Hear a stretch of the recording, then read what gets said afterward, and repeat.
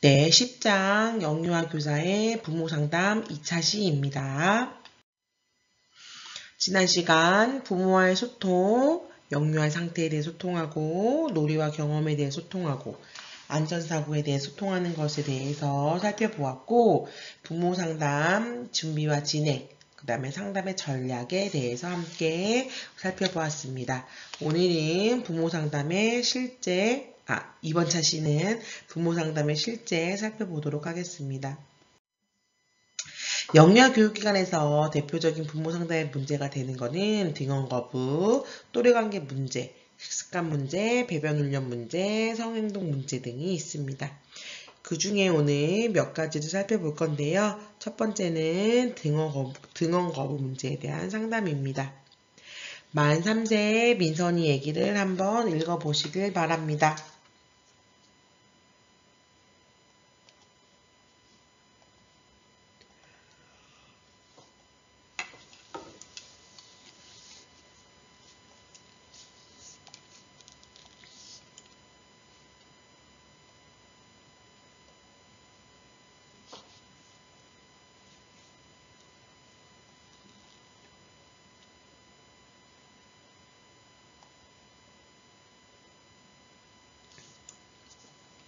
네. 우리 민선이 등원 거부 문제에 대해서 부모와 상담할 때 첫 번째는 부모와의 신뢰를 형성합니다. 등원 후 민선이의 일가 적응, 또래 관계, 극간식, 낮잠, 기분 등에 대해서 상세히 부모님께 보고를 합니다. 민선이가 흥미를 보였던 놀이, 자원, 급식 메뉴 등을 중심으로 기간에 대한 긍정적인 이야기를 가정에서 나눌 수 있도록 지원합니다. 지금 여기 민선이는 어머니와 할머니가 이제 두 양육자가 각각 우리 민선이를 케어하는 거기 때문에 이러한 것들을 보고할 때 두 분 모두에게 보고하는 것이 좋습니다. 두 번째는 상담 자료를 준비합니다. 적응 기간 동안 어머니와 분리 후 울음의 시간, 강도의 변화 양상 이러한 것들을 관찰하고 기록합니다. 민선이와 교사 간에 있었던 에피소드를 중심으로 관찰 내용을 정리합니다. 민선이가 호감을 보이는 친구 몇 명의 이름도 적어놓습니다. 그리고 할머니가 등원 준비할 때 어떤 어려움이 있는지, 민선이가 원일가에서 제일 어려워하는 것이 어떤 것인지, 어머니가 가장 불안한 것은 어떤 것인지에 대한 질문 목록도 작성합니다. 이제 어머니와 상담 일정을 잡아야겠죠. 적응기간 중에는 할머니와 소통하고 민선이 어머니와는 전화통화로 소통했다는 가정하에 이제 어머니가 일을 하시기 때문에 3월 4주차 어머니 퇴근 후에 상담 평일 가장 마지막 순서로 배치하여 어머니의 그 시간을 배려합니다. 그리고 상담 후에 다시 4월 2주차 2주 정도가 지난 후에 필요시 모니터 상담을 약속합니다. 실제 상담을 진행하게 됩니다. 이제 부모님과 어머님과 먼저 인사를 나누고 오늘 상담을 하는 목표에 대해서 공유합니다. 우리 민선이의 적응 양상을 파악하기 위함이다. 오늘 상담을. 그리고 등원 거부 감소를 위해서 가정과 원에서 어떻게 협력해야 되는지 이야기를 나누기 위해서 상담을 진행하게 되었습니다. 라고 부모님께 상담의 목표를 공유하고 그 다음에 이제 관찰 기록지, 에피소드, 또래 관계를 중심으로 원에서의 적응 양상을 부모님께 말씀드립니다. 그리고 가정에서의 어려움에 대해서 질문을 합니다. 할머니가 등원 준비할 때 어려움이 어떤 어려움들이 있는지, 민선이가 학급 일과에서 어려워하는 것이 무엇인지, 그리고 어머니가 가장 불안해하는 것들은 어떤 것들이 있는지에 대한 질문을 진행하도록 합니다. 등원 거부 감소를 위해서 협력 방안은 안전 문제로 현관에서 헤어지는 것이 아니라 교실까지 데려다 주기를 요청드립니다. 그리고 할머니와 어머님께 갑자기 도망가거나 거짓말해서 불안을 가중시키지 않도록 요청드립니다. 그리고 보호자의 불안감이 그대로 전달되기 때문에 보호자가 불안해하는 모습을 보여주지 않고 원가 교사에 대해서 신뢰를 갖습니다. 이전 원에서의 부정적 경험이 사라지는데 시간이 걸릴 수 있다는 걸 감안해서 어머니와 할머니는 충분한 시간을 두고 기다려줍니다. 재퇴소 시에 분리불안 심화로 사회공포증까지 생길 수 있으므로 퇴소 결정을 반복하지 않도록 어머님과 함께 다짐을 합니다. 그리고 가정에서의 긍정적인 경험을 증가시키고 가정에서 최대한 불안을 유발하는 상황을 줄여줘야 됩니다. 그리고 부모의 불안과 가행보호로 인한 분리개별화가 늦어지는지, 분리개별화가 건강하게 이루어졌는지 이러한 것들을 점검하도록 합니다. 우리 앞에 이론 부분 이야기할 때 이 분리개별화에 대해서 이야기했지요. 그래서 이러한 것도 한번 체크해 보는 것이 좋을 것 같습니다. 아이고, 다 얘기를 안 했는데 넘어갔네요. 5번째는 상담 기록지를 작성하는 겁니다. 상담 일지, 상담 시 공유한 내용, 부모의 요구, 그리고 협력하기로 정한 상황 등을 중심으로 상담 기록지를 작성하고 간략하게 요약해서 가정에 송부합니다. 그리고 주임 선생님, 원장선생님께 보고하고 결제가 이루어져야 됩니다. 마지막으로 상담 결과를 모니터링합니다.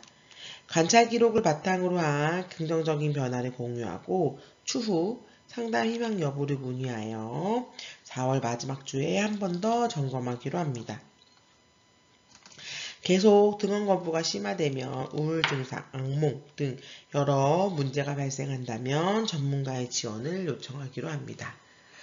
이 녹화가 뒤로 한번 넘어가면 앞으로 넘어가지 않아서 앞에 PD에 대한 설명을 지금 여기서 했습니다. 네. 2번째는 또래 관계 문제입니다. 우리 현석이 이야기를 한번 읽어보도록 하겠습니다.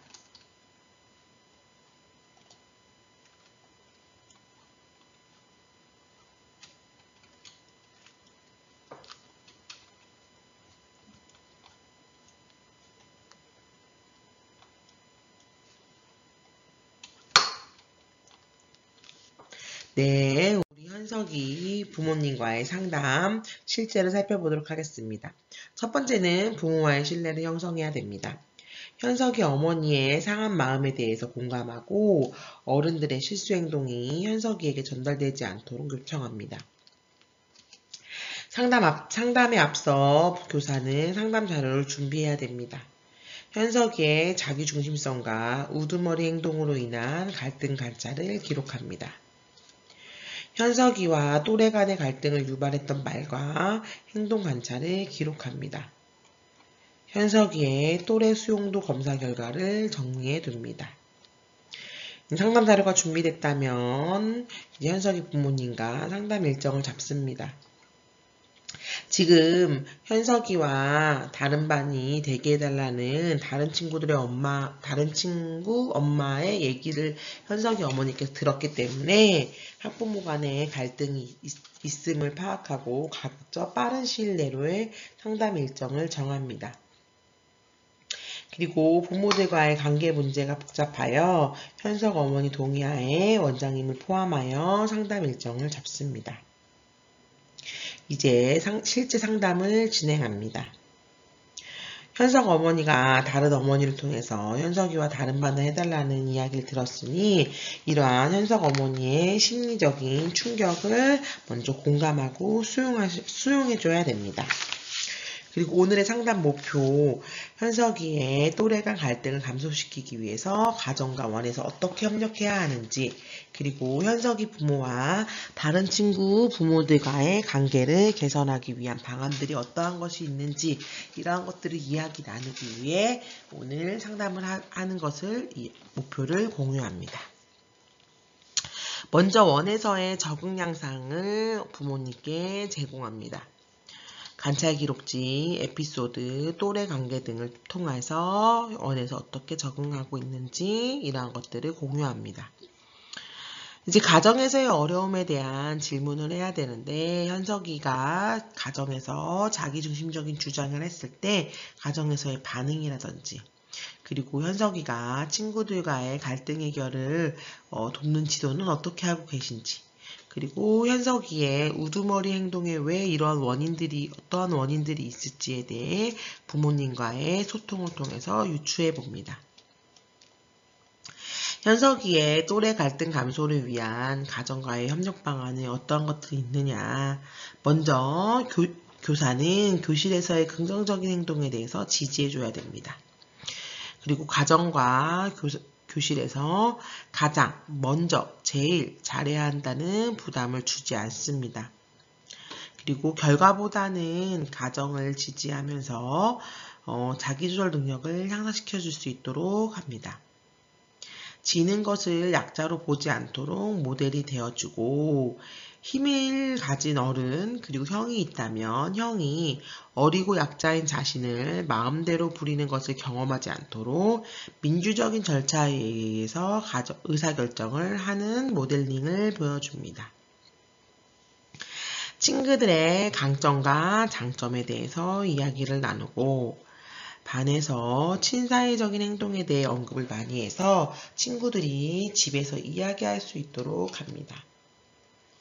그리고 원에서의 반 배치 규정은 영유아의 생년월일, 성별, 통학 차량 희망 여부 등 여러 요인에 의해 결정되는 것이므로 그 어떠한 외압에 의해서 결정되지 않는 것임을 부모님들께 공지합니다. 상담을 다 마친 후에는 상담 기록지를 작성합니다. 상담 일시, 상담 시 공유한 내용, 그리고 부모의 요구, 협력하기로 정한 사항 등을 중심으로 기록합니다. 가정에 협조해야 할 사안만 간략하게 요약하여 가정에 송부하여 가정에서 협조가 계속 이루어질 수 있도록 합니다. 추후 상담 결과를 모니터링합니다. 현석이의 긍정적 변화를 공유하고 추후 상담 희망 여부 문의하여 2월 둘째 주에 한 번 더 점검하기로 합니다. 친사회적 기술 증진을 위한 프로그램의 참여 여부를 문의하기도 합니다. 우리 중간고사 발표 때 이런 지역사회 연계에 대한 프로그램을 많이 공유하였는데 친사회적 기술 증진을 위한 프로그램이 각 지역에서 지역사회 연계 프로그램으로 굉장히 활발하게 이루어지고 있습니다. 교사가 이러한 프로그램을 먼저 알아본 후 부모님께 제공하는 것 또한 좋은 방법입니다. 세 번째는 우연히의 식습관 문제입니다. 우연히의 식습관 문제 한번 읽어보도록 하시기 바랍니다. 페이지 299쪽입니다.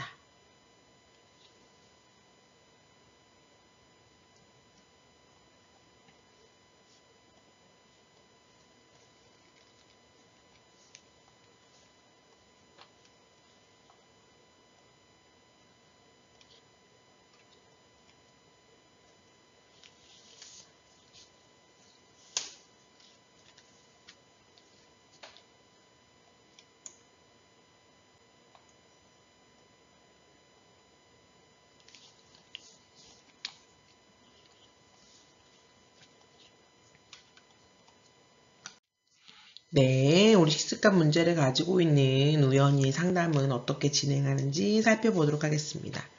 첫 번째는 부모와의 신뢰 형성하기입니다. 사실 모든 문제뿐만 아니라 모든 상담의 기본 전제는 부모와의 신뢰가 형성되어 있어야 됩니다. 부모와의 라포가 형성되어 있고 부모가 원을 믿고 선생님을 믿는다면 가정에서 협력해줘야 되는 상황들을 이야기할 때 그리고 이 친구들이 겪는 어려움을 부모님께 이야기할 때 훨씬 더 수월하고 긍정적인 방향으로 흘러갑니다. 그렇기 때문에 현장에서 교사의 많은 업무가 있지만 가정 우선시 된다고 해도 과언이 아닐 정도로 부모와의 신뢰 형성하기는 정말 중요한 첫 번째입니다. 그러면 식습관 문제에 대해서 식습관 문제를 가지고 있는 우연히 부모님과는 신뢰를 어떻게 형성해야 되냐. 하원 시 우연이가 잘 먹은 반찬에 대해서 알려드리고 우연이가 원해서 즐겁게 지낸 경험을 이야기하여 가정에서도 기분이 좋아 식사 효과가 생길 수 있도록 지원해야 됩니다. 어쨌든 지금 우연히 부모님은 식습관 문제에 굉장히 예민한 관계로 다른 물론 또래 관계나 생활 어떻게 했는지 이러한 것에 대한 정보도 중요하지만 식습관 문제 그러니까 잘 먹은 반찬, 식사량, 식사 시간 이러한 것들에 대해서 부모님에게 소통을 한다면 부모님이 더 관심을 가지면서 들을 것입니다. 두 번째는 상담하기에 앞서 상담 자료를 준비합니다. 급간식 시간에 관찰 기록지, 식사량, 그리고 좋아하는 음식과 싫어하는 음식, 그리고 식사 시간, 그리고 씻는 정도 이러한 것들을 통체적으로 관찰한 기록지가 필요합니다. 그리고 반의 급간식 식사 절차, 그리고 우연히를 어떻게 식사 지도를 했는지에 대한 교사의 전략 같은 것들을 정리하면 좋습니다. 그리고 육아 방송의 식사 문제 컨설팅 사례라든지 푸드 브릿지 방법 안내문 같은 것을 자료로 준비합니다. 상담 일정을 잡습니다.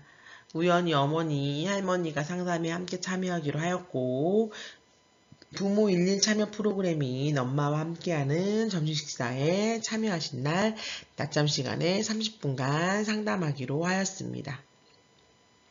네 번째는 상담을 진행합니다. 어머니가 상담 요청을 해준 게 너무 반갑고 바랐던 바다라는 너무 좋았다라는 표시를 하면서 인사를 나눕니다. 그리고 오늘 상담의 목표를 공유합니다. 우연히의 식사 욕구를 촉진하기 위한 협력 방안을 가정과 모색하고 전문가의 도움이 필요한지 여부를 논의하기 위해 오늘 상담을 하게 되었습니다. 라는 상담의 목표를 공유합니다. 그리고 원에서의 식사 양상에 대한 정보를 공유합니다. 관찰 기록지, 식사 지도 시 겪은 에피소드, 점심시간의 배식, 식사 및 정리의 전반적인 과정, 그리고 지도 원칙, 편식을 할 때, 적게 먹었을 때, 식사 시간이 길어졌을 때, 지도 원칙, 이러한 것들에 대한 정보를 공유합니다. 이제 가정에서의 어려움을 질문합니다. 가정과 원에서의 우연히의 식사 모습의 차이를 한번 알아보고 가정에서 우연히가 기피하는 음식이라든지 그리고 기피하는 유형, 그 식감, 그리고 조리법 이러한 것들에 대해서 질문합니다. 그리고 가정에서의 식사 시간 대화 분위기, 식사 문제를 보일 때 부모님의 대응 이러한 것들에 대해서 질문을 합니다. 식습관 개선을 위해서는 영양학적 문제가 뇌 성장과 자아감 발달에 미칠 부정적인 영향에 대한 우려를 공유합니다. 그리고 소아의학적 점검이나 심리상담을 받아보고 전문적 소견에 따른 방법으로 대처하는 것이 바람직할 것이라는 권유를 합니다. 가정과 기관이 동일한 지도 방침과 원리로 식사 지도하는 것이 중요하므로 가정과 원에서 협력을 함께 하기로 부모님과 다짐을 합니다. 그리고 가정에서의 식사 리스트 작성을 통해 식사량, 선호 음식에 대한 정보를 원에 제공해 주기를 부탁드립니다. 아이고 또 피드가 넘어갔네요. 왜 피드가 넘어갔지? 그리고 요리와 식사 준비에 주도적으로 우리 우연이가 참여할 수 있도록 합니다. 좋아하는 것과 기피하는 것에 대한 정보를 바탕으로 식사 지도 시 반영하여 유연하게 대응하기로 합니다. 식사에 대해 스트레스 받지 않게 식사 전후에 정서적으로 긴장하지 않도록 편안하게 대해줍니다. 우연히의 상담을 다 진행했다면 상담 기록지를 작성합니다. 상담 일시, 상담 시 공유한 내용, 부모의 요구, 협력하기로 정한 사항 등을 중심으로 기록합니다. 우연히의 식사 지도 시 유의사항은 모든 교직원에게 공유합니다. 상담 시 결의된 사안을 요약하여 가정에 송부합니다. 마지막으로 우연히의 당일 식사 문제를 가정에 반영하여 식사를 제공하도록 정보를 정확히 제공하고 김치 푸드 브릿지 프로그램을 가정과 협력하여 진행하는 등의 상담 결과 모니터링을 합니다. 우연히의 식사에 대한 정보를 제공할 때는 식사량, 식사 시간, 그리고 섭취한 음식, 그리고 기피하는 음식, 이러한 것들을 다 함께 포괄하여 정보를 제공하면 좋을 것 같습니다. 네 번째, 성행동 문제에 대한 상담입니다. 선주와 선민이에 대한 내용을 읽어보시길 바랍니다.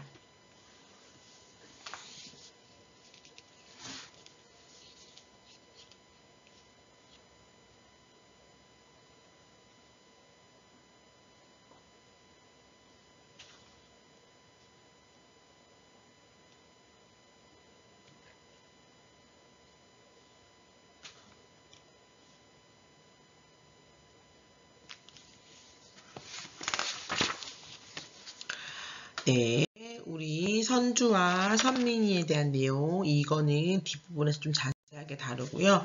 먼저 성행동 수주별 관리대응체제의 어린이집과 유치원에 대한 내용을 먼저 살펴보도록 하겠습니다.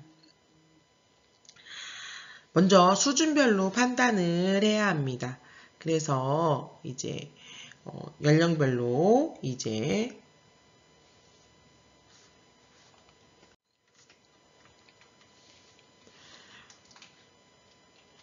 일반적인 행동을 기준으로 주의를 전환한 가능 여부, 지속성 및 반복성, 은밀한 행동, 강요 및 폭력성, 심신의 피해 발생 등을 통해 판단합니다. 판단 기준에 따라 일상적인 수준, 초록색깔 수준, 우려할 수준, 노란색깔 수준, 위험한 수준, 빨강색으로 구분합니다. 일상적인 수준은 사물에 대한 변별력이 생기면서 남녀의 생물학적 생김새에 대한 호기심에서 비롯된 행동이 나타납니다. 또래 엿보기든 일시적인 성행동을 보이고 자신의 신체를 만지거나 신체 탐색 중 우연히 하게 되는 성기자극 등의 성 관련 행동들을 일상적인 수준의 성행동으로 볼 수 있습니다.